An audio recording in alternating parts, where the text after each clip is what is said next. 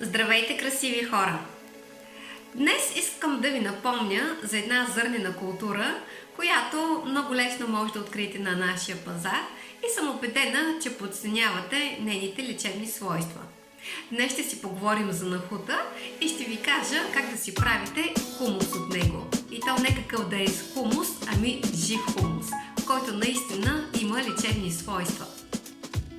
Останете с мен до края на видеото и ви обещавам, че ще ви бъде много забавно и полезно.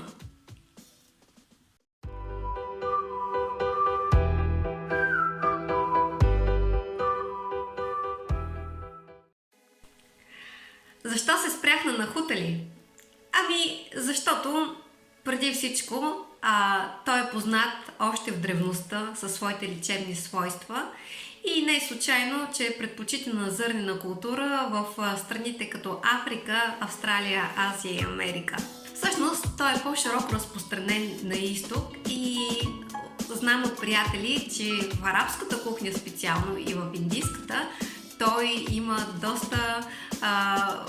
доста голямо присъствие. Кажете ми какво ви идва на ум, когато чуете нахут. Защото за първи път, когато аз прочетах за него, това, което изплува в ума ми, бяха спомените, когато бях дете и си хапвахме от тези страгали, не знам дали точно така се казва, но всъщност това са припечени зрънца на нахута, които се разпрашаваха в устата, като ги хапвахме и имаха много приятен вкус.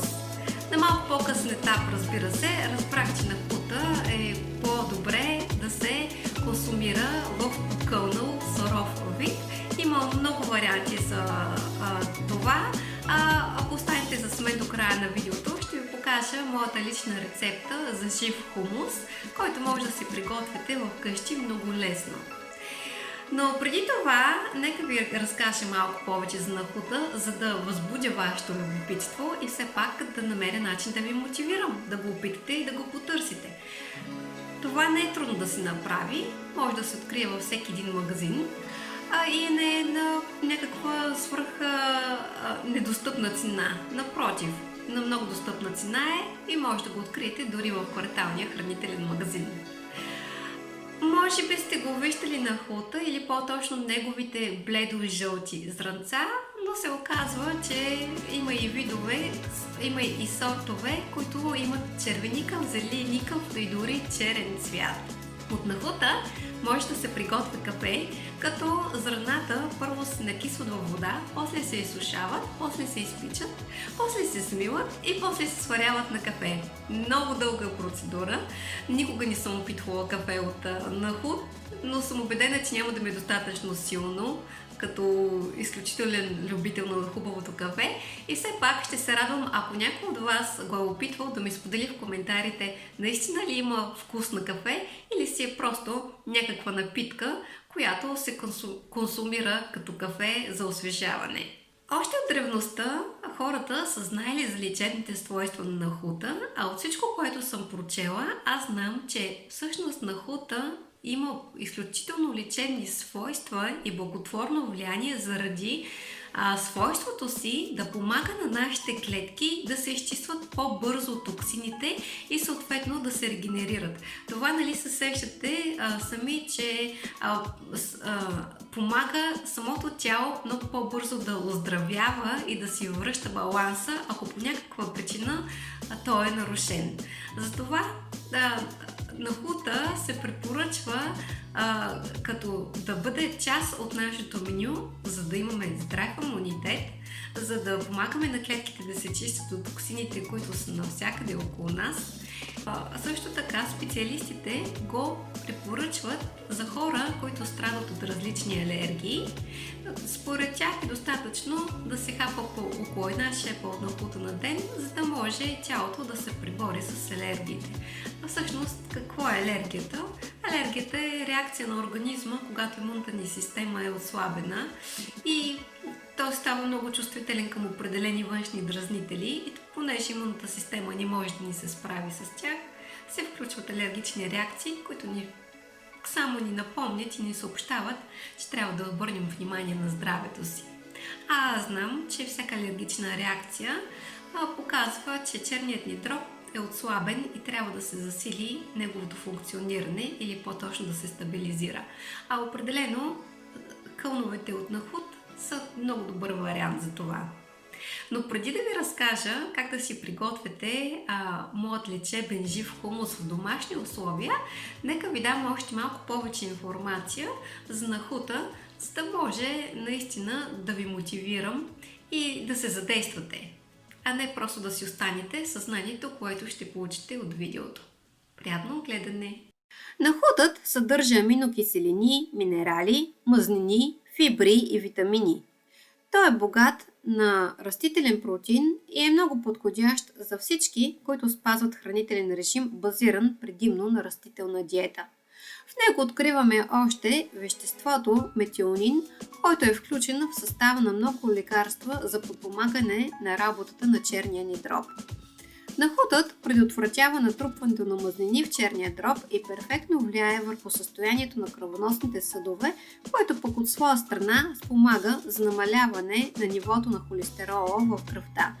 В него откриваме още калций и фосфор, които подобряват състоянието на костната тъкан. Ето защо редовната консумация на нахут предпазва от остереопороза и подобрява състоянието на ногтите, зъбите и косата. А вие да не би да си мислихте, че калций откриваме само в сиренето и млякото. Ето, току-що разбрахте, че не е точно така. Тези малки чудни зрънца са богати на калий и магнезий, които са полезни за работата на нашето сърце. Ще се учудите, но в тях откриваме и значителни количества на витамин С, който прави нахута едно от най-ефективните средства за укрепване на нашата имунна система. Освен това, той съдържа голямо количество и фибри. Всички знаем, че техните влакна абсорбират токсини и сладки като четка и са помощно средство за очистване на червата от застояли фекални камъни. Редовната консумация на нахут е отлична превенция за здраво функционираща кръвосмилателна система. Той е много добър и за здравето на очите. Ако хапвате нахут поне 2-3 пъти седмично, ще можете да запазите остротата на зрението си до дълбока страдост, да се предпазите от развитието на глаукома и катаракта. Нахутът е много полезен за здравето на жените, особено по време на бременност, тъй като той помага за поддържане на хемоглобина на балансирано ниво. Ако питате мене, вие наистина трябва да се постараете да интегрирате нахута като част от вашата ежедневна диета, а аз ще ви дам идея откъде да започнете. Убедена съм, че в дългосрочен план сами ще се убедите от неговите лечебни свойства. И това не е всичко. Нахутът ни помага много добре да се справим с стреса заради високото си съдържание на манган. Мангана ни помага нервната система да ни бъде устойчива на външните влияния и така ни оставаме балансирани и спокойни дори в най-стресови ситуации. Освен това, нахутът ни помага не само да изчистим токсините от клетките си, но и да поддържаме едно здравословно телесно тегло, защото той много добре засища.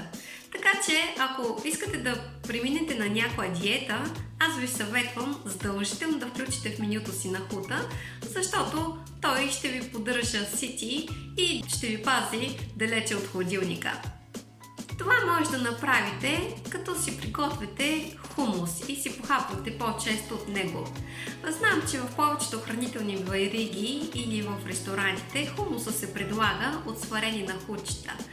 Но според мен, ако искаме максимално да се възползваме от лечебните свойства на нахута, то ние трябва да го консумираме в покълнало и живо състояние. Какво имам предвид ли? Ще ви покажа след малко моята рецепта, която всъщност е базова и аз съм убедена, че сред вас има хора с различни предпочитания. Някои предпочитат по-сладки храни, други по-солени, трети по-кисели. За щастие, домашният хумус позволява да го направим по начин, по който наистина да задоволява нашите вкусови предпочитания. Вижте какво имам предвид. Я да видим какво си имаме днес. Днес имаме лимон, чери доматки, кълнове от нахут, килитки чесън. Ето вижте, кълновете много са нежни, красиви и колко са полезни само. Разбира се, магданоз, студено пресовано масло, в случай използвам студено пресовано масло от слънчогледови семки, черен пипер, червен пипер, кимион, морска сол и всъщност днес си имаме сърце. Имаме си любов от кълнове от нахутчета. Обичам ги, защото те наистина изчистват много добре клетките и помагат да бъда още по-млада и още по-здрава. А всъщност, ако го направите вие част от вашето меню, те ще правят това и за вас. А сега това, което ни остава единствено, е да намерим подходящ блендер. Или ако нямате, може да направите с пасатор, но внимавайте с количествата. Ако вкъщи се опитвате да пасирате кълновете от нахут заедно с останалите съставки, просто трябва да добавите по-малко количество и на няколко пъти да пасирате цялото. В противен случай рискувате да ви пригрее блендера. Но ако имате подобен пасатор, няма да имате проблеми с това. Просто смесвате всички съставки, повтарям, кълновете от нахут, магданоса, солта, чесъна, червен пипер, кимион, черен пипер и разбира се, може да добавите някои от вашите любими съставки. Не забравяйте студено пресованото масло, ако нямате такова, може да добавите всякакво, което ви се намира под ръка. Имайте на предвид, че маслото е важно за вкуса на вашия хумус и ако обичате малко по-кисела храна, може да добавите малко повече лимон и ябълков оцет, но за предпочитане да е домашен. Между другото, вие може лесно да си го направите вкъщи. Някой ден мога да ви покажа рецепта с него. Когато вече сме добавили всички съставки, единственото нещо, което ни остава е да ги пасираме добре. Всъщност, консистенцията, която искаме да получим в този случай, е подобна на пастет или на хумус, който всички познавате. Ако пасирате с подобен блендер, може да добавите и малко водичка, ако ви се стори, че сместа има нужда от нея. Но в крайна сметка получаваме нещо подобно. Не трябва да е много наситно, но не и на много едро. Всъщност, направете го както на вас вие предпочитате, но аз съм забелязала, че когато блендирам до степен, до която хумусът да стане буквално като на каша, се променя вкуса и на мен лично не ми допада много, така че предпочитам да не е на толкова ситно блендирано. След това взимаме кракерчета, каквито имаме или каквито обичаме. В случая това са овесени кракерчета. Това е много добра следобедна закуска, а и защо не и вечеря. Декорираме с чери доматите и разбира се с малко магданоз. Все пак храната ни трябва само да е полезна, вкусна, но трябва да бъде сервирана и красиво, за да се насладим истински с всичките си сетива. Ами това е! Надявам се рецептата да ви се е сторила достатъчно лесна, за да можете още утре да отидете до най-близкия магазин и да си купите пакетче нахут. Да го накиснете, покълните и направите вашия жив хумус по ваш вкус, който да ви помогне да здравеете и да хубавеете със всеки изминал ден.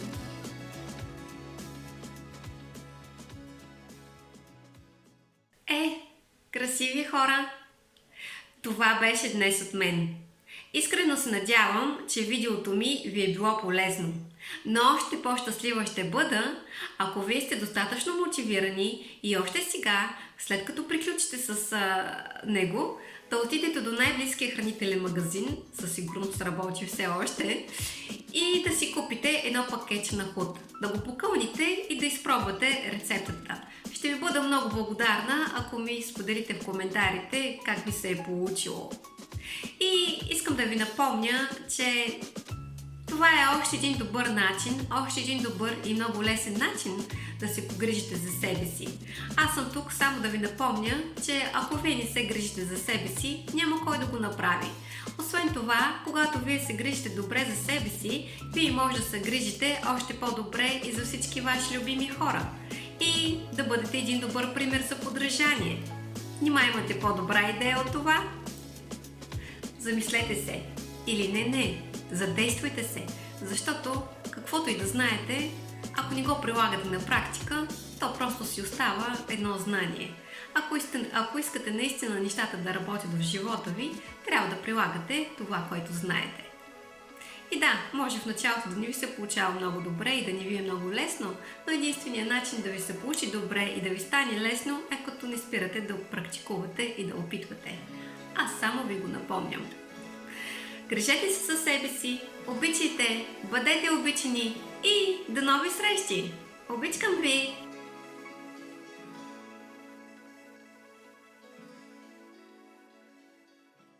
Ако информацията, която току-що научи, смяташ, че ще ти бъде наистина полезна, ти напомням да се абонираш за моя канал. Така винаги ще знаеш за най-новите ми видеа и ще бъдеш винаги актуален в грижата за себе си.